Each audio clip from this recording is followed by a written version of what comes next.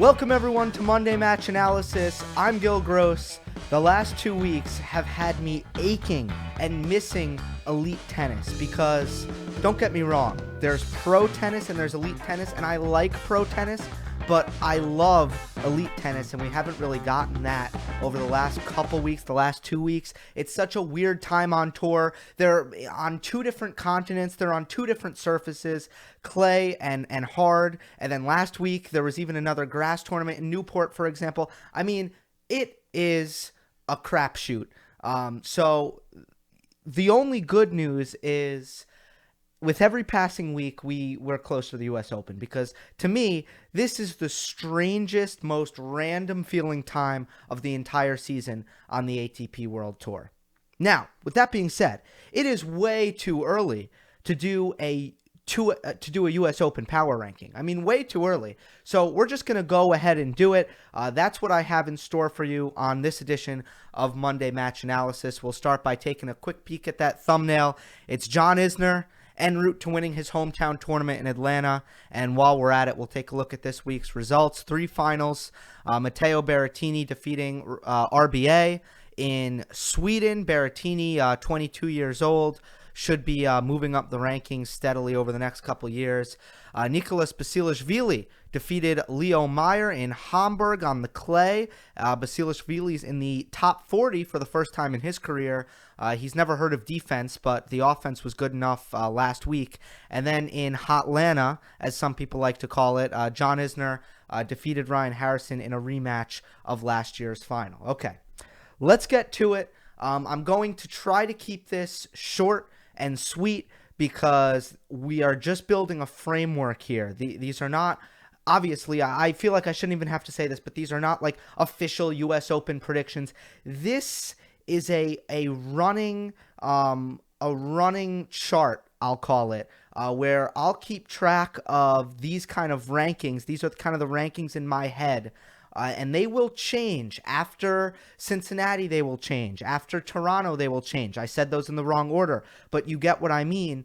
This is a working rankings list, which will be fluid, I guess is the word that I should be using. So let's get started here. In my opinion, the favorite right now to win the U.S. Open is Novak Djokovic. He is number one. To me, it would be hypocritical to say Novak Djokovic is back, but Djokovic isn't the favorite to win the U.S. Open. I mean, how could you put those two things together? So you either don't think Novak Djokovic is back, and to that I would say, what was that at Wimbledon then? If that's not back, I don't know what back is. And then if you say, well, I think he's back, but I think he might lose the U.S. Open, well, then you're just not remembering 2014, 2015 well enough, when we went into every major expecting Novak Djokovic to win. We went into every major, and basically we'd be surprised if Novak Djokovic didn't win. So if Djokovic is going to be at his peak form, that is the same mindset that we should be headed into this year's U.S. Open with. He's had a lot of success at the Open. I think he enjoys the U.S. Open and the rowdiness of it. Although he is someone who kind of has had to fight for crowd support there. But I think that Djokovic, when he's fighting the crowd, which he did at Wimbledon, he plays well. So be it. He's made 7 U.S. Open finals. Some people will point to his poor record in U.S. Open finals. He's only 2-5.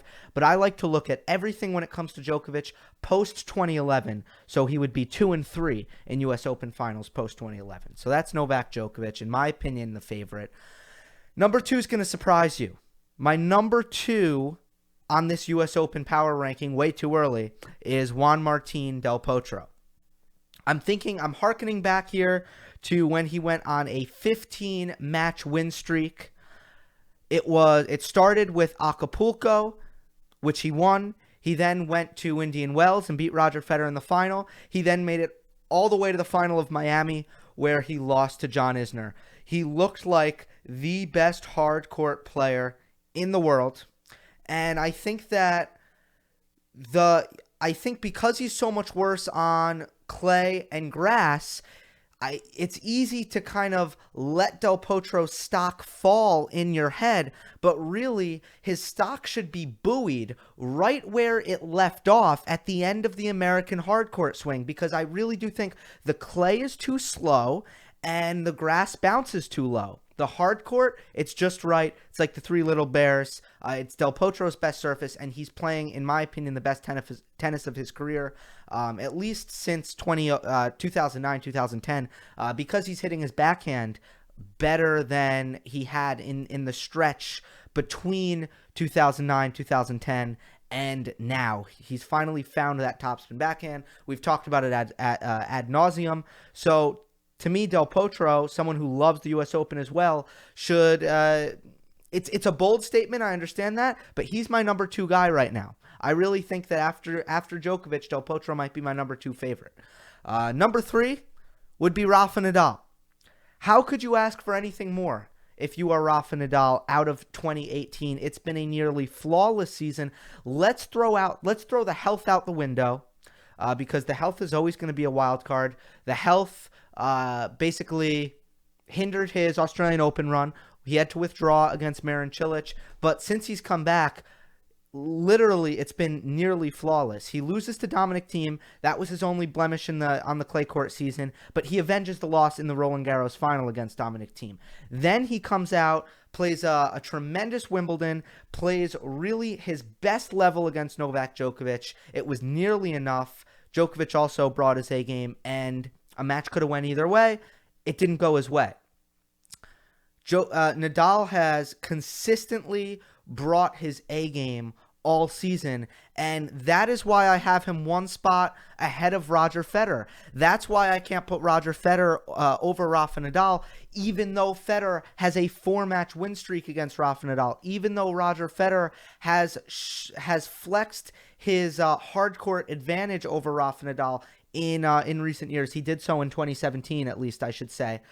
That's why I have Nadal above Federer, because for Federer, he hasn't always had his best tennis all season. He's hit bumps in the roads. He's had ups and downs, whereas Rafa hasn't. So the reason Federer is below Nadal on this list is not because Federer's peak is worse than Nadal's peak. It's that I think that it's much more likely that Nadal can play at his peak level than it is that Federer can play at his peak level, just based on basically the difference in consistency that we've seen this year, the discrepancy, I should say, between Federer and Nadal. So that's Federer at number 4. And at number 5, to me, he's kind of on the outside looking in. This next guy is a guy who would have to benefit from players around him, I guess, faltering. But number 5 to me is Marin Cilic, trying to recover from a terribly, terribly disappointing loss at Wimbledon. He is your 2014 U.S. Open champion. It's the only major that Marin Cilic has managed to win. So I can't see anyone above Marin Cilic. And then at number 6, this is kind of a wild card. This is the first guy in our power ranking excuse me, that will be playing this week and will be playing tonight, actually, in Washington, D.C. It's Andy Murray, rebounding from the hip injury, had to withdraw from Wimbledon, just didn't feel like he was healthy enough to play best of 5 sets, but we'll see how Murray progresses. If he can get to maybe his 90% level, then he's a guy who can make a quarterfinal, make a semifinal. But at this point, after Marin Cilic, I think there's a big drop-off. And these are guys who it would be surprising if they could pull this one out. Murray, he might drop. I have a feeling he'll drop in our rankings. Right now, I'm going to give him the benefit of the doubt because he's Andy Murray, but I feel like he could have some disappointing results over the next couple of weeks, and then he could drop in this ranking. At number 7, someone who probably a lot of people would have higher, it's Alexander Zverev. And to me, it's not about results with Zverev, because Zverev has shown good results. Zverev won Washington last year. He won the Rogers Cup, which was in Montreal last year. To me, it's just a personal feeling that Zverev isn't all that close. I'm just not feeling it. So the question is, for Zverev in majors, is it going to be baby steps? Is it going to be, okay, he finally made a quarterfinal. Now maybe he makes a few more quarterfinals, or he makes a semifinal, and then he makes some finals, and then he finally gets over the hump and wins one? Is it going to be like that, or is it going to be like a snap of the fingers? All of a sudden, Alexander Zverev wins a major, like we know he will.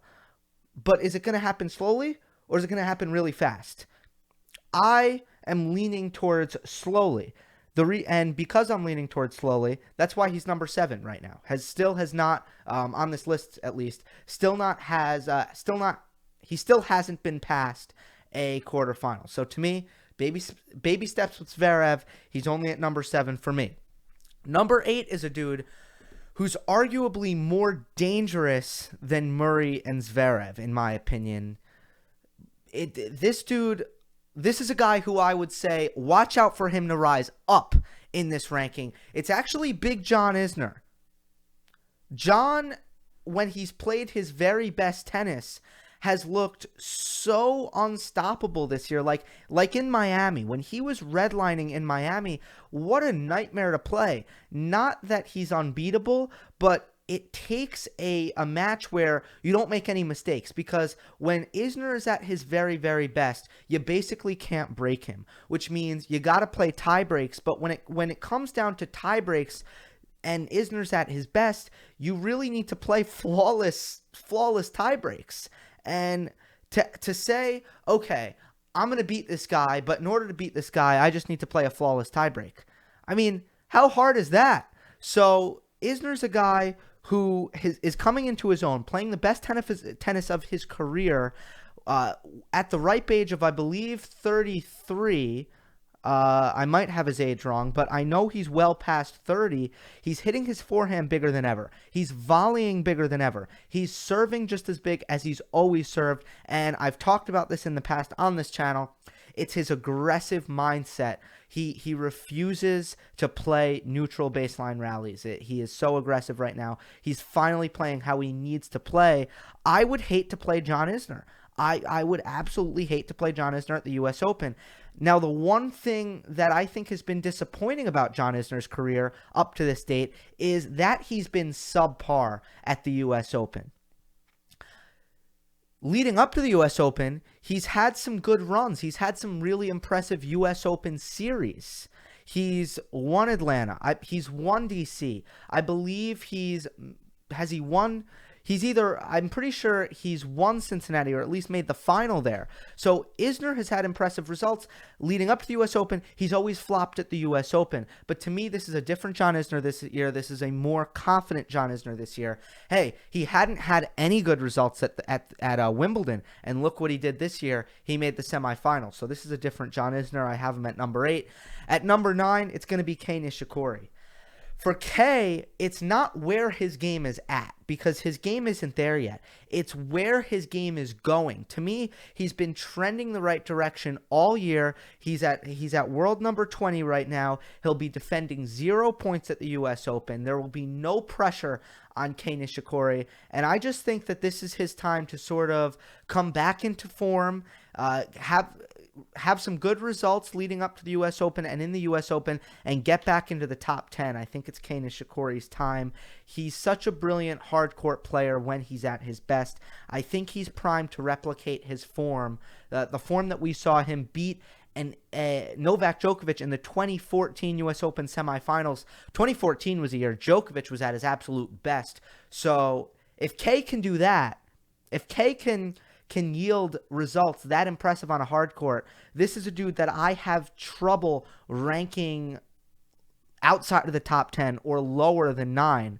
So that's why I have Kei up at 9. But you got to be careful here. He could drop out of the top 10 very easily if he doesn't impress at Washington this week, and especially if he doesn't impress me in Toronto the week following. This is our last spot in the top 10. It's Kevin Anderson. Last year's U.S. Open finalist. Of course, he made the final of Wimbledon as well, but he lost handedly in both finals. The reason Kevin Anderson is dangerous at this point is because Anderson goes into every match thinking he's going to win it. And with a guy who moves better than anyone at his height. You know, above 6'8", nobody moves better. Although he doesn't have much competition there. You're really just looking at Raonic, Isner, Ivo Karlovic, Riley Opelka. I mean, not many guys all the way up there, but Anderson moves well, serves big, hits good groundies. I've talked about his game enough, so I don't think you need to hear me you don't need to hear the lowdown. But to me, his confidence makes him very dangerous. Not much else though, because if you can return serve well enough to get into baseline rallies, the elite players will always beat Kevin Anderson in neutral baseline rallies. They'll always have a little bit more to offer. For Federer, he completely lost confidence in the forehand. You can go back and watch that video. I don't know why I'm talking about this match again. Guys who just missed the top 10. Dominic Thiem, Nick Kyrgios, David Goffin, and Stan Wawrinka are 4 guys that come to mind. These are guys who will be knocking on the door and trying to get in this top 10 U.S. Open power ranking. They're right there. They just need some impressive results in the next few tournaments, and surely, with a little bit of help, they'll get in this top 10.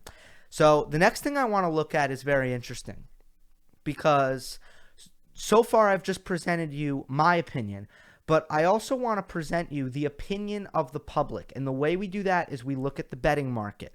So this is a graphic I've built. The players highlighted in green. Well, first I'll say on the right are the odds via Bovada. So this is the market, the fluid market, which tells you basically what the public thinks is going to happen at this year's U.S. Open. These are the odds to win listed in order. On the left are my rankings. The players highlighted in green are higher in my rankings than they are in the betting market. The players highlighted in red are lower in my rankings than they are in the betting market. So let's quickly look at some of the areas where I disagree with the public, where the public disagrees me, so vice versa. Juan Martín del Potro, I have at number 2. The public has at number 6.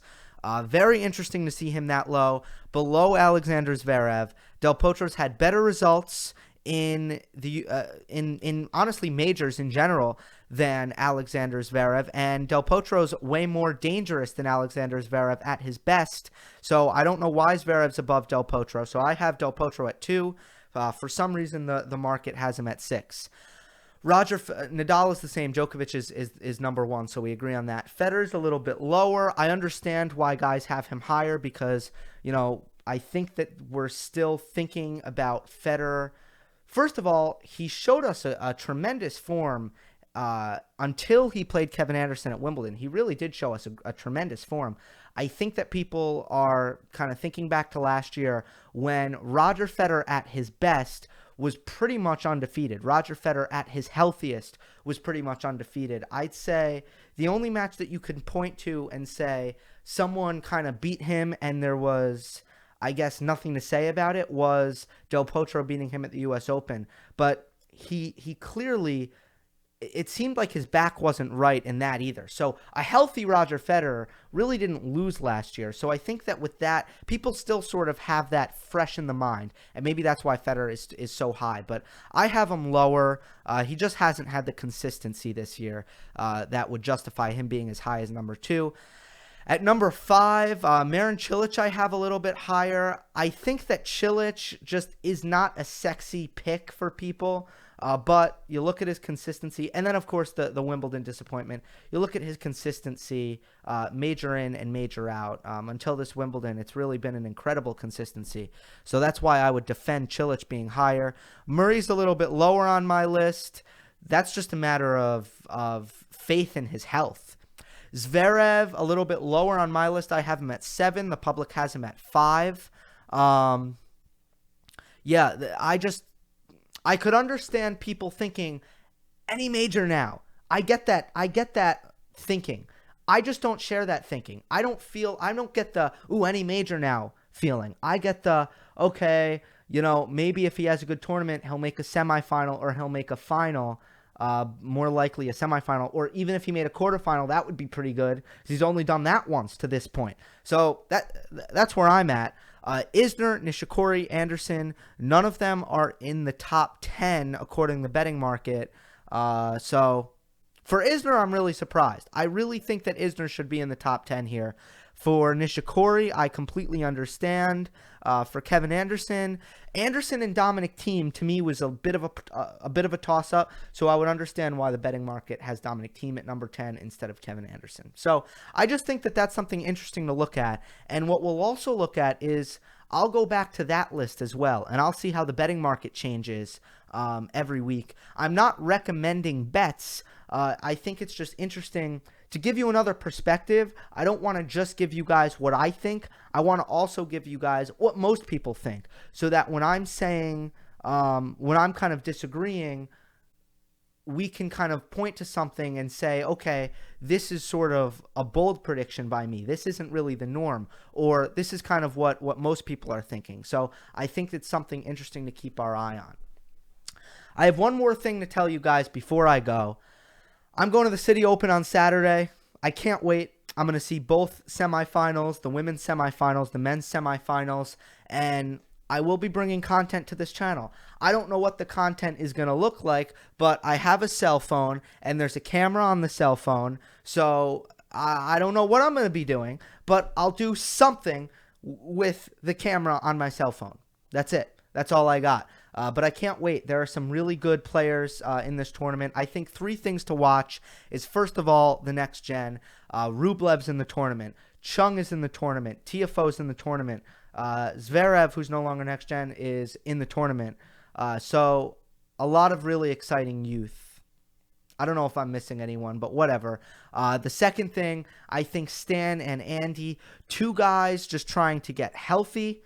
So I think maybe that should have been number 1 over Next Generation, should be Stan and Andy. They both play tonight. I'll be watching. Stan, the knees, Andy, the hip. Let's see how they look, because if they start looking really, really good, well, that changes everything for the U.S. Open, because those guys are such talented players.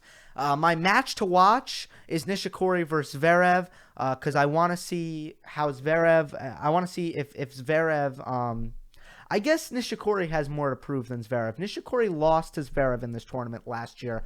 I want to see if K can avenge that loss. I think it'll be very interesting to see, and that will tell us if me putting Nishikori at number 8 is justified or not so much. So that I will be looking out for all that, and I can't wait to bring you guys content. Can't wait to watch some tennis. I've only been to Miami. It used to, when it was called the Sony Ericsson Open, I went to Miami, the 1000s event, and I've lived at the U.S. Open for like the past 5 years. But I haven't felt what it feels like to be at like a 500s event.